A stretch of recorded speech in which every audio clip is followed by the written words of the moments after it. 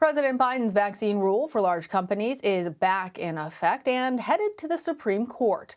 The rule affects companies with at least 100 employees. They will have to require workers to be vaccinated against the coronavirus or get tested regularly. A federal appeals court put a stay on the nationwide rule that could affect 84 million workers. But late Friday, another appeals court overturned that ruling. Republican attorneys general in several states say that they will appeal the decision to the Supreme Court. At the same time, new COVID infections are spiking. The average number of cases nationwide is up 26% over the past 2 weeks. Hospitalizations climbed 3% in the last week. The Omicron variant representing just a small fraction of those cases, but its numbers are climbing fast. Meanwhile, Vice President Kamala Harris told the LA Times the administration failed to anticipate both the Omicron and Delta variants. She also said she underestimated the power of misinformation, which she says has prolonged the pandemic. CBS News' Elise Preston has more. In the week before Christmas, long COVID test lines. This one in Miami may be a sign Americans are trying to play it safe this holiday season. Trying to get plenty of sleep, loading up on our vitamins, wearing our masks, keeping our hands clean, trying to keep our 6 feet and do our part. 109 million people are expected to travel over the holidays, a 34% jump from last year, with 6 million going by air. But Omicron is traveling fast, too. The number of states with cases rose to 41 this week. New York City hospitalizations are up 64% in 2 weeks. And although Delta continues to circulate widely in the United States, Omicron is increasing rapidly, and we expect it to become the dominant strain in the United States, as it has in other countries in the coming weeks. We have about a 3-week window to prepare for this next surge. That's Oregon's Governor Kate Brown yesterday. I'm calling on 1 million Oregonians to step up and get their booster dose by the end of January. The CDC put another spotlight on booster doses yesterday when a panel said a Pfizer or Moderna booster is preferred over the Johnson & Johnson vaccine because of rare instances of blood clotting. Given the current state of the pandemic, both here and around the world, any vaccination is better than no vaccination. With so many breakthrough cases in the Rockettes cast at Radio City in New York, the entire holiday run was canceled Friday. That follows 9 Broadway shows. And a surge in cases sacked plans for a full slate of NFL games this weekend. On Friday, the league postponed 3 games until early next week after more than 60 players on 3 teams tested positive. Joining us now is Dr. Jeremy Faust. He is an emergency physician at Brigham and Women's Hospital and a professor at Harvard Medical School. He's also the author of Inside Medicine publication on Bulletin.com. Dr. Faust, welcome back.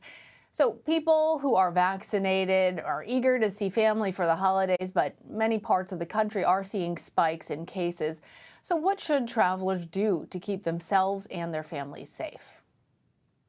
Thanks for having me. I think that this is a tricky time because we, on one hand, have tools that we didn't have before, which is a lot of testing, and we have a more vaccinated population, and yet we face a variant that moves extremely quickly. And so we have to use the tools we have to limit this. I think that as we head into the holidays, we have to do what I like to call picking your spots. That means taking a risk if it really matters to you. So that might mean a trip across the country to see a loved one, but maybe not doing the things you'd plan to do, like go to a Broadway show, although of course now with a lot of places canceling those shows, that option won't be there anyhow. So I just think we have to make our strategic decisions and use those tools we have very wisely, because we actually can stop this in a way that we couldn't before. I think I've heard from so many in the healthcare field that are really frustrated about that. One question that I hear is about the method of travel and how much that might impact the risk of contracting or spreading COVID. For example, is driving better than flying or taking a train, or is it really just about taking the appropriate mitigation efforts regardless of your method of travel? That's a really interesting question because it depends on the kinds of things that happen around the travel. And I tend to actually take a different perspective here. It's not necessarily the mode of travel. It's sort of the weak links in the chain. So, for example, I don't think that the airplane itself is where the risk is because the air quality, the air filtration is excellent on planes. It's vertical recycling of air, so you don't see a lot of aisle-to-aisle spread. Whereas the airport could be a place where you could go into the restroom and there could be virus there. So it's really about the exposures within these situations. Same thing when you drive, obviously you're protected, but then you stop and you have to fuel up, maybe use the restroom or go into some place to get a bite to eat. And all of a sudden you have this very, very elevated exposure. And so it's really about mapping out your plan and seeing where the weak links are and making sure you minimize those exposures. And then from there, when you arrive, think, who am I exposing? And over the next 48 hours or so, before testing would actually be information that would be useful to you because you wouldn't yet test positive, how can you protect those people at the place where you have arrived? That's such an important point because lots of people, we see it in the lines, are getting tested in anticipation of traveling, making sure that they are not positive for COVID as they gather with the people that they love. But you raised the point just now that it's also important to test after you've traveled, after those possible exposures in airports or rest stops, et cetera. Along those lines, the CDC is offering free COVID testing kits at some major U.S. airports, which seems like a smart idea. Why isn't the agency doing this on a larger scale? Do you know?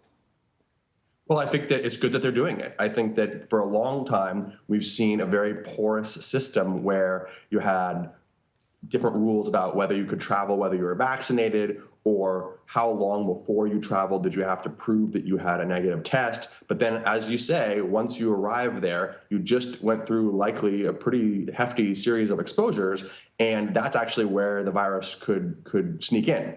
So I like this idea of post-travel testing, both as a way to limit the spread of disease and also as a way to eventually, I believe, decrease the quarantine periods that we have to have after these exposures.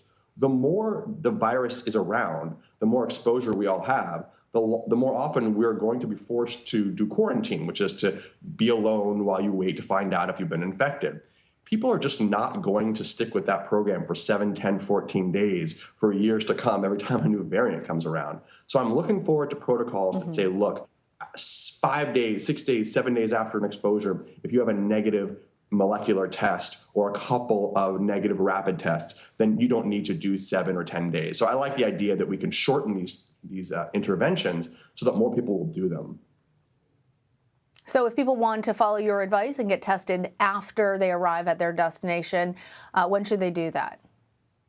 So Omicron is changing the answer to that question because one thing we're learning about Omicron, we think, is that there's a smaller window of transmission. In other words, you could go from not having any virus in your body on Monday to being infected Monday afternoon. And you might not be contagious for 2 days, but you could be contagious in 2 days. And that's the message, because previously this interval between exposure and becoming infected and then you being able to transmit the virus onwards to somebody else, that window is probably longer before. So we're actually learning that information. That's one of the key pieces of data that I'm looking for in the coming days and weeks is what is that window compared to the previous variants. In my view, that because it's getting shorter and shorter, that there's an upside to that. The only upside to that is that a negative test means more early. So in other words, a year ago, a negative test at 48 hours might not have meant a lot to me. Now I'm beginning to suspect that a negative test at 48 to 72 hours might actually be very meaningful, especially if it's a PCR test, which is the molecular test.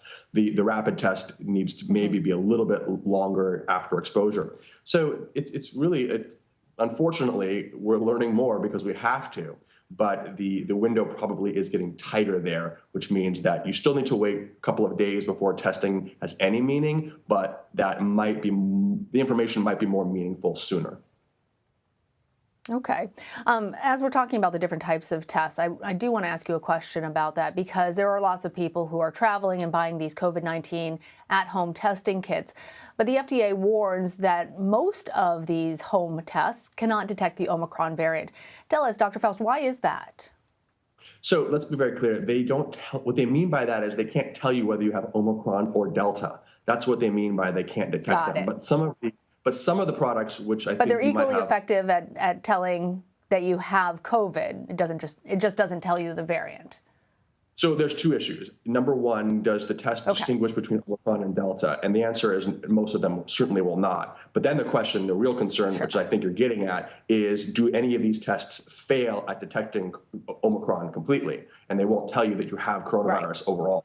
And if that's the case, we can't use those tests. And so the FDA has released the names of, I believe, 3 different products, which you showed, which are actually molecular tests. They're not antigen tests. So the difference is that the molecular tests look for the genetic material of the virus, whereas the antigen tests look for actual proteins on the surface of an intact viral particle. And so we know that the Omicron variant has some of its code, its genetic code, is missing, which is why some of these PCR tests will miss that variant. So we know that some of the products that look for certain sequences will be expected to fail. So far, most of the rapid tests that I am aware of, that I've heard of, the ones that I use, for example, they are still expected to be functional and to work. I do suspect, as I mentioned before, that the window is getting smaller. So you might be infected on day 1, and previously you might not have been contagious until day 4. Well, now it could be day 2 and you're contagious. And if you took your rapid on day 1.5, you might be misinformed. So the warranty on a rapid test, in my view, is shorter. I think they still work. If they don't, we'll have to change our tune very, very quickly. But the message is that the warranty is a bit shorter. So it's more like some of us have been saying that rapid tests are like a day pass. I'm beginning to say more like an evening pass. So do it right before you go to that dinner event where everyone is inside. So that's kind of how I'm thinking about it. Yeah. And PCR tests are still the best standard that we have for detection. All right, Dr. Jeremy Faust, thank you for all that you do, and happy holidays. Thank you. You too.